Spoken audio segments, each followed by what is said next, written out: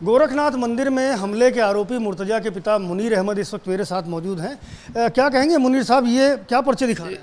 देखिए, अब ये है कि बच्चा मानसिक रोगी है और बचपन से ही मानसिक रोगी था। हम लोग को समझ नहीं आया, लेकिन इसका 25 साल में जो बाइपोलर होता है वो आउटबर्स्ट करता है, यानी अपना को पूरी तरह से वो दिखा देता है, यानी पूरा रौद्र रूप बाइपोलर का जो है ये आता है। तो उसमें अप्रैल 2018 में उसको जो है वो हेलुसिनेशन हुआ। ये सब जामनगर में आजकल उस कंपनी का नाम है न्यारा, वहाँ जा कर के आप चीफ मेडिकल ऑफिसर से बात कर सकते हैं, वहाँ के HR डिपार्टमेंट से बात कर सकते हैं। ये बीमार था जिसको उन्होंने अनफिट किया, इसका ट्रीटमेंट जामनगर में हुआ, फिर बम्बई में वो साइन मेडिकल कॉलेज में इसका doctor Shah professor and head psychiatric department में उन्होंने इलाज किया कई महीने। वहाँ पे ये मानने के लिए तैयार नहीं था कि मैं मानसिक रोगी हूँ, और कहता था दवा नहीं मैं करूँगा मानसिक, और दवा से बोलता था कि भाई, वो बेचारे बहुत समझाते थे, बेटा ये लाइफ लॉन्ग चलने वाली बीमारी है, दवा खाओ।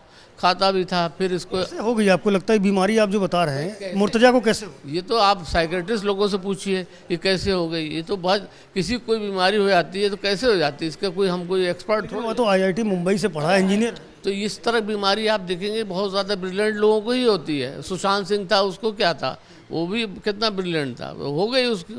अब ये है कि इनके पास और कोई नहीं है, और भाई इनका जो है अकेले थे। अब हम लोग के भी अनाड़ीपन है, हम लोग इनके आगे दब गए। और जो घटना हुई उसके बारे में आपको क्या जानकारी मिली?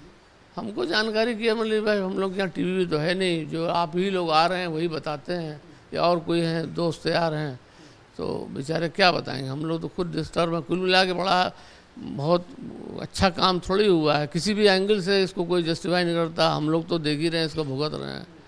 अब इसको कोई धार्मिक एंगल या कोई और क्रिमिनल एंगल, टेररिस्ट एंगल देने से अच्छा नहीं है। उससे जो असल बात ये जो बीमारी के पर्चे आप दिखा रहे हैं, पहले भी इसने कोई ऐसी घटना की है? नहीं, पहले वायलेंट टाइप से जब ये परेशान रहता था तो हम लोग से बात ही नहीं करते थे, चुप हो जाते थे, फ़ौरन हड़का देता था।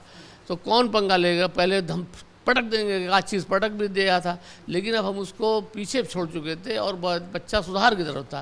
कुछ घटना ऐसी हो गई कि यहाँ पे कुछ पुलिस वाले आए, उसको पूछने लगे, उसी से वो डिस्टर्ब हो गया। और जब डिस्टर्ब हो जाता है तो आउट ऑफ कंट्रोल हो जाता है, और ये भागता रहा। एक कोई उसके साथ पुलिस का उच्च अधिकारी थे, तो उन्होंने बोला, अधिकारी समझिए कि भाई वो बच्चा कहा लग मैं कब तक भागूँगा, कहाँ तक जाऊँगा।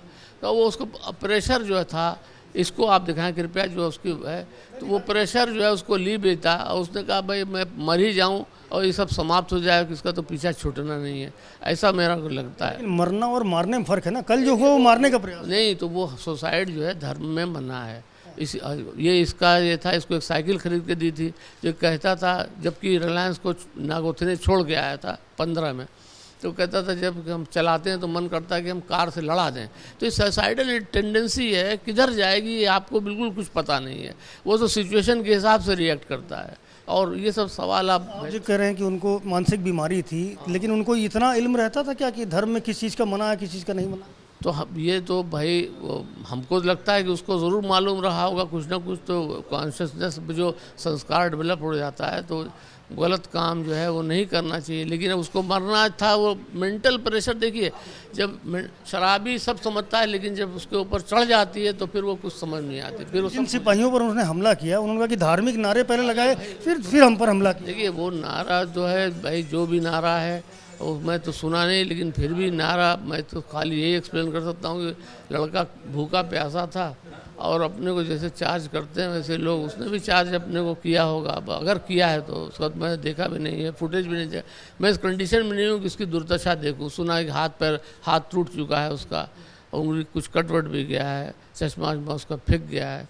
मैं खुद परेशान हूँ, मैं तरस अपने ऊपर आ रहा है, कहाँ फंस गए हम लोग सब। लेकिन पुलिस ये दावा कर रही है कि वो कुछ ऐसे लोगों से मिला था जो धार्मिक रूप से बहुत कट्टर थे, और वो भी कट्टरपंथी बन गए। ऐसा या आधार पुलिस का अपना हो सकता है सोचना है उस एंगल से। मैं तो ये कह रहा हूँ कि पुलिस को और कोर्ट जो भी है वो इस एंगल को देखना चाहिए। यही सेक्शन 84 जो है IPC का, इंडियन पेनल कोड, भारतीय दंड संहिता, वो इसको एक कंप्लीट डिफेंस बताती है unsoundness of mind. Unsoundness of mind नहीं थी तो अगर आप कोई टेररिस्ट होता ऐसी जगह पे क्यों जाता? शादी हो चुकी थी, इनकी शादी टूट गई थी। इनकी पहली शादी भी तय हुई थी, तो उस समय ये बीमारी आ गई, तो मैंने उन लोगों को बता दिया कि भाई ये इनकी कंडीशन ऐसी है, आप लोग देख लो इनको, हम तो आपको नहीं कह सकते कि आप शादी करो। तो वो फिर वो शादी ख़त्म हो गई। जब ये तबीयत कुछ ठीक हुई तो दूसरी शादी हुई, वहाँ भी कुछ मतलब प्रॉब्लम कुछ आ गई, दोनों में कंपेटेबिलिटी नहीं थी, तो एमिकेबली छूट गई शादी। आपने ये कहा कि सुसाइडल टेंडेंसी डेवलप हो रही, तो आपको नहीं लगता था कि कहीं उसको सुरक्षा में रखना चाहिए था, ऐसे ओपन? अपने कमरे में रखते थे, कहीं नहीं। यहाँ देखिए इतने साल से वो है, साल सवा साल से आता भी था, कोई कभी नहीं कह सकता कि उससे कोई लड़ा था, जो भी स्टाफ है। लेकिन उसकी सिचुएशन थी कि कुछ पुलिस वाले जैसे वेशभूषा में लोग उसको जांचने आए थे और बोले कि 36 लाख का केस है, और वो पर्चा दिखाया भी नहीं भाई साहब को, और भाग गए। और उनका हम लड़के को बुलाते हैं, कुछ बोला उन्होंने सिविल केस है 36 लाख को पूछने में बोले कि कोई एक्सीडेंट केस किया होगा। तो मेरे भाई ने पूछा उनसे, बेटा क्या किया और तुम्हारे खिलाफ ये 36 लाख का केस किया? इसी सब में वो प्रेशर में आ गया और भाग खड़ा हुआ अपना, उसको तो कोई रोक सकता नहीं है। जॉब भी उसने बदली थी? जॉब उसने 2 जॉब की थी और दोनों टॉप कंपनी थी, पेट्रोकेमिकल रिलायंस की थी और एसआर ऑयल जो आजकल निहारा है एनर्जी, उसमें उसने काम किया था। तो दोनों जगह अच्छा काम कर, लेकिन ये मानसिक उस कंडीशन की तरह छुट्टी रहती थी। छुट्टी के बाद में तो बिल्कुल अक्सर लीव विदाउट पे रहता था, और वहाँ तो रिज़ाइन फिर कर रहा था, एसआर ऑयल में पहले ही रिज़ाइन कर रहा था। तो वहाँ के जीएम मिस्टर शाह बोले, सर हमारे थोड़ा सा फ्रेंड थे, बोले सर इसको रिज़ाइन मत कराइए। बोला था उसने कि देखिए मैं किसी की एक जगह रखे हुए हूँ, मैं काम नहीं कर रहा हूँ, मैं क्यों किसी की जगह छोड़ूँ, मतलब मॉरल उसके आधार पे तो मैं छोड़ देना चाहता हूँ, मेरे से बन नहीं रहा है, मैं नहीं कर सकता हूँ, कंसंट्रेट नहीं कर पाता हूँ दिमाग में।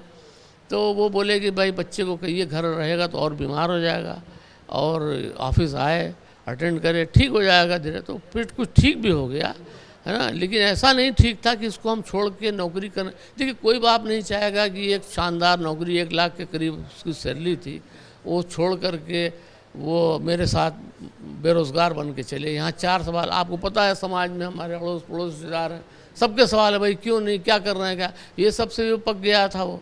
हम लोग कोई बड़ा कि क्या जवाब दें भाई, कहाँ भेजें भाई। इतना डिग्री ऐसी थी कि दुनिया में कहीं नौकरी मिल जाती, लेकिन इस कंडीशन ऐसी नहीं थी कि हम इसको तो हम बोल रहे थे, बल्कि देखिए यहाँ पे कुछ अफसर थे, वो हमने दिखाया भी। इसको मैंने कहा भाई बगल में आकाश है, आईआईटी के पढ़े हुए हो, हमें फिज़िक्स बहुत अच्छी है, ओलंपियाड वगैरह सब तमाम सर्टिफिकेट आए थे पुलिस के लोग, तो आज उनको मैंने दिया है।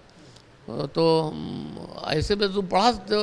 तो तैयार हुआ, उसके हम लोग ने प्रिंट निकाले, फिर बोला नहीं मैं नहीं कर पाऊँगा, कंसंट्रेट नहीं कर पाऊँगा, 2 आदमी से एक साथ बात नहीं कर सकता हूँ। तो कमज़ोरी एकदम थकान उसको कभी आ जाती थी, कभी एकदम मतलब ठीक हो जाता था।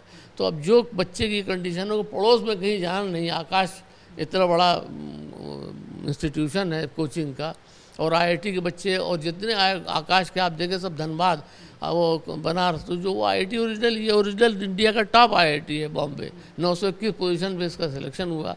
तो ये मैं यही आप लोगों से अपील करता हूँ कि भाई ये बच्चे को मानसिक रोगी समझ के ही इसके विषय में रिपोर्ट सिंपैथेटिक छापें। और चूँकि भारतीय दंड संहिता भी इसको बहुत लीनियंटली, टोटल लीनियंसी है इसमें, तो उसका तो पर्चे दिखा रहे हैं, लेकिन पुलिस के डॉक्टर्स ने जब जांच की है तो उसमें निकल के आया कि नहीं ऐसी कोई समस्या नहीं। वहाँ तो पुलिस के अधिकारी खुद पहली बार आए तो उन्होंने कहा ये मानसिक रोगी है, अब हम उसको क्या बोलेंगे। अब ये उनके चिकित्सक क्या बताएंगे, ये चिकित्सक इतना बड़ा है, झूठ है बोलेगा। ये चिकित्सक जो है 2018 का पर्चा है, तो ये बीमारी ठीक नहीं। आखिरी बार कब दिखवाया? फिर इसके बाद जो है इसको आयुर्वेदिक भी ट्रीटमेंट किया, होम्योपैथिक किया। तो अब कुल मिला के ये अपने को बेचारा रेगुलर ट्रीटमेंट नहीं हो रहा था कहीं? रेगुलर ट्रीटमेंट करता नहीं था। दूसरी चीज़ ये कि सिचुएशन के ऊपर होता है इसका, घर में पड़ा रहेगा तो कोई प्रॉब्लम नहीं है, अप एंड लोड रहेगा उसको कुछ नहीं। जब अच्छा रहेगा तो माँ से बता करके कि वो बाजार उजार ले आए। कभी उसने पहले किसी पर हमला करने, किसी से मारपीट करने जैसी? लोगों को खाली धमकी देता था कि अगर उसको कुछ समझाते थे कि भाई मेरा तबीयत ठीक नहीं, बात ना करो वरना मैं पटक दूंगा अभी, ये सब था। तो हम लोग चुप हो जाते थे। तो ये है कहने का मतलब। तो ये इसको देख लीजिए, ये ऐसा नहीं कि वो फर्जी डॉक्यूमेंट है और हम इसके लिए तैयार थोड़ी थे कि हम पूरा सर्टिफिकेट बना के रखेंगे। ये तो एक ऊपर मिल गया, पुराना जो है घर पे पड़ा होगा या कहीं और होगा। एक्चुअली हमने उसको छुपा भी दिया था इस कारण से कि भाई तमाम सवाल जवाब समाज में उसका अच्छा से हो जाता। बहुत शुक्रिया हमसे बात करने के लिए। मुनीर अहमद हैं, मुर्तजा के अब्बा हैं, जिनका साफ तौर पर ये कहना है कि बच्चा बीमार था, मानसिक रोगी था, उसका उपचार चल रहा था और ऐसी ही मनदशा में उसने कल का जो घटनाक्रम है उसको पूरा अंजाम दे दिया। कैमरामैन फैसल के साथ संजय त्रिपाठी, ABP न्यूज़, गोरखपुर।